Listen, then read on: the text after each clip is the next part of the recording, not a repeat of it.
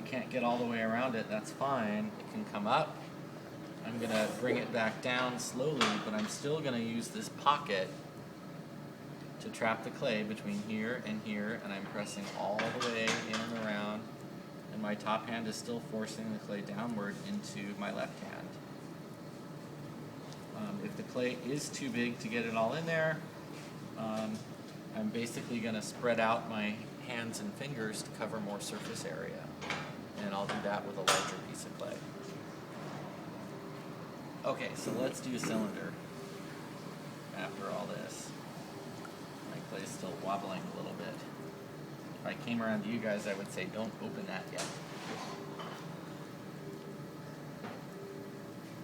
There's just something at the bottom that doesn't want to get centered for me. Okay. So to open this one up, I'm going to drill a hole. Use my left hand for bracing, not for pushing, and drop a hole into the clay. And get some water whenever it dries out. So I'm heading downward and inward to somewhere around a 1/4 inch at the bottom, just a little over a 1/4 inch. I'm still at kind of a low to medium speed. I'm going to go hand over hand onto the inside and basically lean all of my fingers, as goopy as they are, on the interior wall and start to pull it open. And what's nice is I'm using just my fingertips at the bottom. These 3 fingers are leaning very heavily against the inside wall, and they're widening the wall as my fingertips run along the bottom of the pot.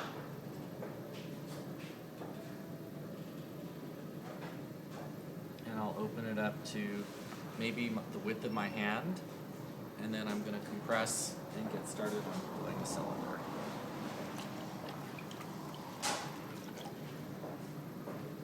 So, doesn't bother you that it's bigger than the base? Bother me that it's bigger than the base. Wider than the base. The clay Yeah. doesn't bother me. All that's happened so far is that because I undercut when I'm centering and I'm really pushing in at the bottom, this clay is a little wider than the base, but all of this is going to come up, so it's okay. How hard are you pushing when you compress? Because whenever I try to compress with a sponge, it makes the bottom thinner.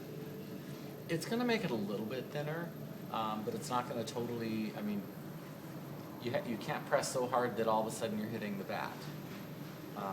So you're moving, so maybe it is that if you're leaving 1/2 inch on the bottom after you're done compressing, you're at 3/8 of an inch. Fine, still plenty, and it's compressed. So I am pressing hard enough and smoothing with the sponge that I get a smooth bottom, and I also look at this corner and make sure that I have a nice steady corner in there from which to start my pull. Okay, so then I'm going to moisten just enough and start pulling. I want to reposition the clay on the first pull. Got my sponge on the outside, and basically I'm going to roll this hand upward and inward and squeeze the clay.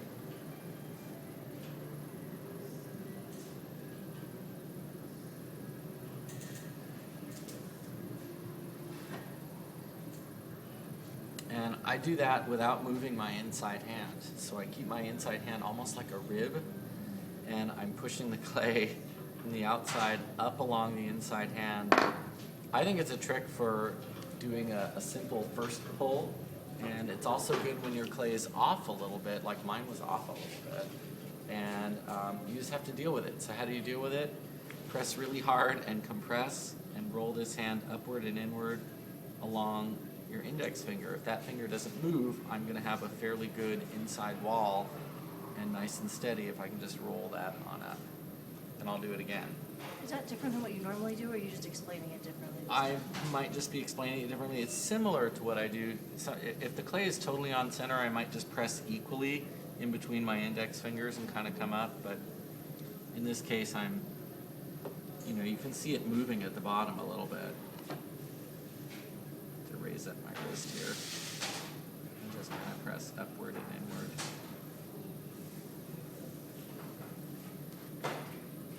So the clay is up to a couple 3 inches, and now it's time to do regular old pulling.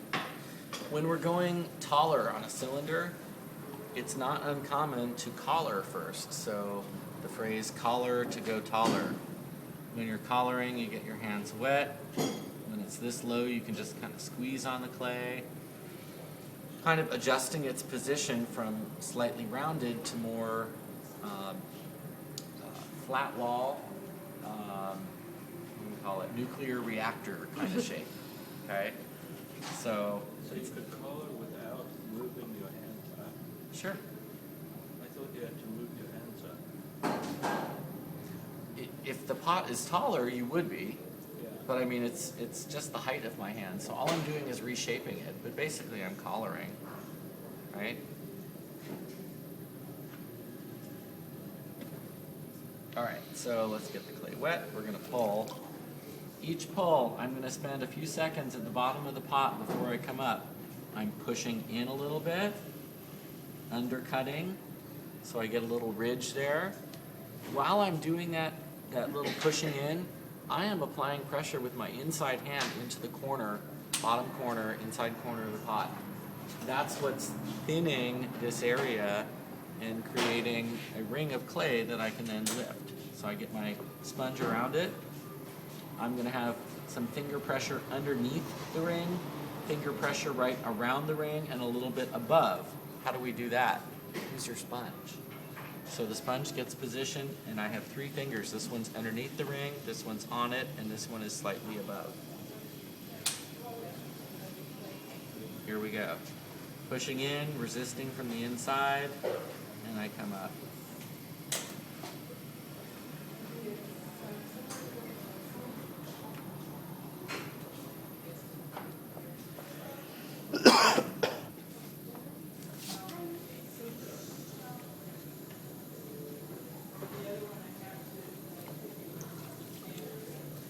Look for this. You want to see on the side of your pot tight little rings going all the way up the side. Wheel speed fast enough that the wheel is working for you, and you have these sort of, I don't know, how wide are these little rings? Maybe a little more than 1/8 of an inch coming all the way up. Nice steady pace gets you an even wall. The other thing I was doing is there's sort of a set distance between, here's what's going on the inside of the pot. My thumb and these fingers. I'm hitting my thumb on my other thumb and then positioning my sponge to keep it together. So even though the pot is taller, as I'm coming up, I'm making sure that my fingers are matching pressure inside and out, based on where this is to here and this to this. So if you can keep these guys locked together, and if you notice, my outside hand is perpendicular to the inside. This one's pushing in, this one is curved fingers squeezing and pressing with opposing pressure. Okay, before we go taller, we collar. I'm gonna squeeze in, narrow the base a little bit. Can you see that? And then spread my fingers wide and head all the way up.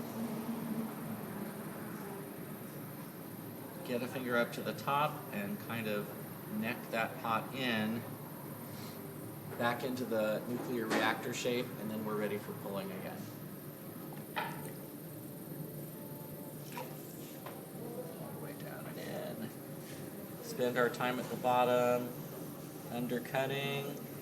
While I'm undercutting, I'm pushing out with my fingertips from the inside. Reposition with the 3 fingers, one under, one on, one above. And come up.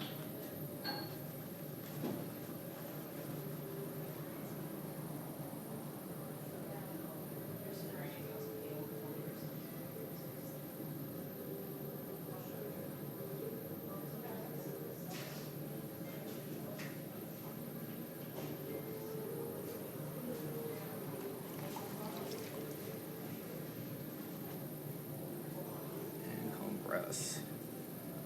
Okay, that might be it for this cylinder. I thought it was going to be taller. That's the thing. I thought you'd be taller. I think it's 4 pounds. It feels like it should be taller, but since it is a demo, I should probably just quit while I'm ahead. If we want it to be taller, we could still collar, increase the wheel speed. I just wet the sides of the pot.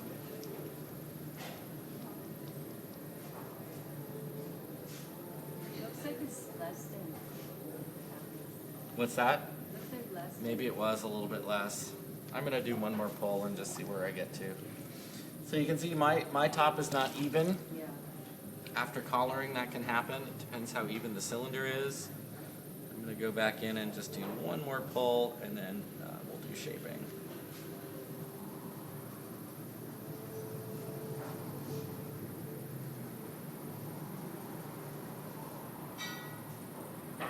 I'm increasing my wheel speed here. One of my big recommendations to folks on better cylinders is if your wheel speed's already not too fast, just bump it a little bit and slow your hands down a tiny bit. Gives you more even pulls. I mean, if you're already going too fast, that's not going to be good advice for you, but a lot of people I'll see, they're really struggling with cylinders and their wheel speed is down here and they're trying to pull and their hands are going like this, which may be too fast for the speed of the wheel. So if you slow your hands down and speed the wheel up, you're going to get more symmetrical pull. Okay. Let's do a basic pitcher shape now. I was thinking about this one. It's super, super clean and nice. The one with the side grooves in it. So how do we get there? One nice way to get a sort of a rounded form on the bottom, and if you look at that shape, it is sort of the bottom 2/3 or 3/4 is going to be a vase kind of rounded form. The widest point maybe being here. And then the top of it is a narrow neck and a flare. The narrow neck and flare is great for making pitcher spouts because if you have clay at the top that's flaring out, when you go to do the throat of the pitcher, you're going to get this nice little elegant pinching happening, and it just makes a nice form to look at. So this is a really good basic pitcher form. To get there, everybody's first inclination is to press out right at the bottom and push this shape out. And the thing that usually happens is it gets very heavy at the bottom and it starts to collapse on you a little bit. It's too heavy. So try shaping with a rib. I'm gonna not push out right at the bottom, but push out gradually against the rib. See where the point of the rib is up here? It's about 1 inch away from the pot. I'm just gonna slowly stretch the clay outward into the rib.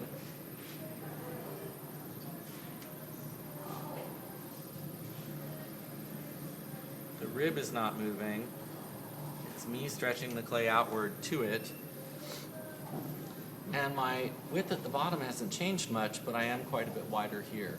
So that creates a very strong, stable form from which you can continue shaping. If I really pushed out at the bottom and tried rounding down here, it gets too unstable. To do the top portion, I'm going to just put the rib touching the pot up there, where I want to start later on flaring it out, and then touching the widest point, and I'm just going to stretch the clay into that area. Come back down and slowly push it out against the rib. So I'm starting to approach this, but I'm doing it through compressing against sort of a straight edge rib. I can round it later, but this is going to get me a little bit stronger shape initially. Alright, if we want it wider, go with the rib again. Leave this corner at the bottom against the pot and just bring the top edge of the rib a little bit further out and start pushing.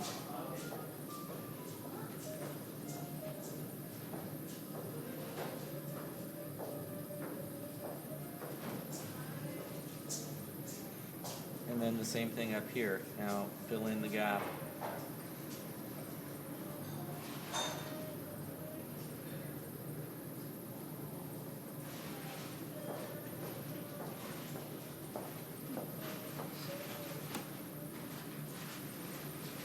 So, how to finish this off?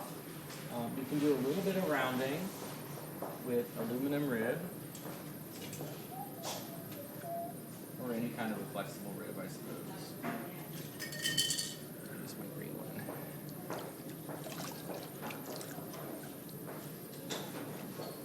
I'm going to use the sponge on the inside and use this for a curve.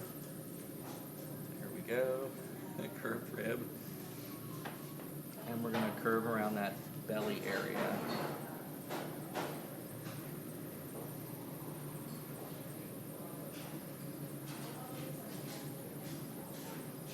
And smooth this out.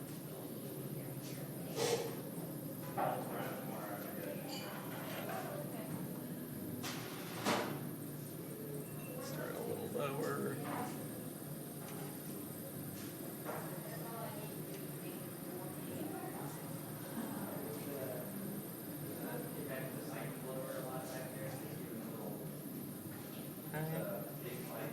So just some simple shaping. All right, how to finish up this area? I don't know if I can do the whole texture-y thing on this one. Let's just do the collar. So to finish up the top, I'm gonna wet this down and collar it in. So I'm only wetting the area where I need to collar, which is maybe the top third. Speed up the wheel a little bit. And bring this in. And I don't need to collar all the way up and through. I can kind of let this flare a little bit and just leave it there, because I am going to flare it out anyway. Basically come in and just bring that in. The other thing I'm thinking about is, wow, this got off a little bit, right? It's got the old... And That's the very way to become a picture. that is perfect for a picture. So, how do we get this nice curve up there? One of the coolest things I think I learned when I was first making pots, 12, 13, was someone showed me how to use one of these kinds of ribs, the profile of this, to make a nice flared edge. And you can turn this any way you want. So if I want something that goes out very flat, hold it like this and start bending the clay out over it. If you want it more, this sort of shape from here to here, any kind of an angle will do it. And all of your ribs offer you all these different angles from which you can choose a sort of flaring shape. Okay. Hey, Sean. Yes, sir. Do you want to be on again tonight? I don't think I can do it Can't do it? tonight. Okay. Sorry to say. That's okay. That's I'd all love right. to if I didn't live in San Francisco. Yeah, I'd be on yeah. every night, but Well, you'll be on tomorrow night. see you, bro. See ya. Okay. So I am going to use this one. How to do it. I'm going to lay the rib in. I'm going to be pressing in with the rib, holding it in one spot, and then I'm going to move the clay out over the rib just with my index finger.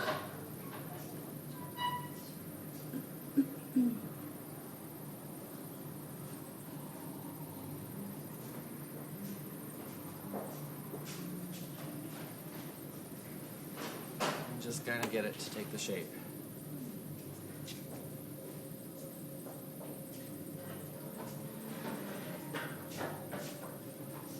Then you look at it and go, wow, I made that cool curve. Look at that.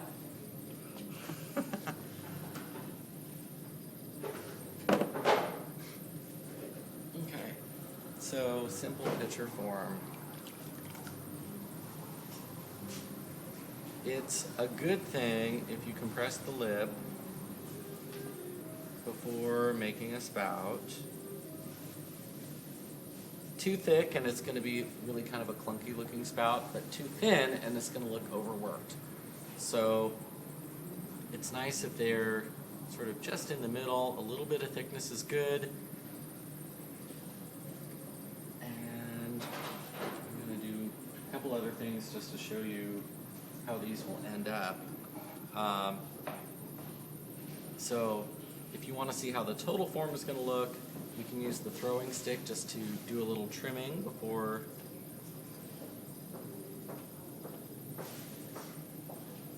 With pitchers, I actually like to do as much on the wheel trimming as I can, because why? After you make this spout, how easy is it to turn it upside down and trim?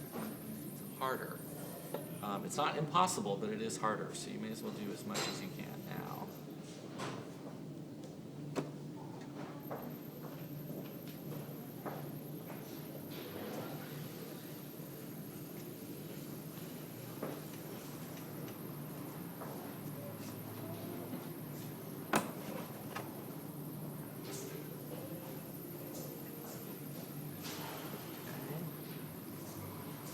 Another thing that you can look at as far as details go is whether you want, like this one has a nice little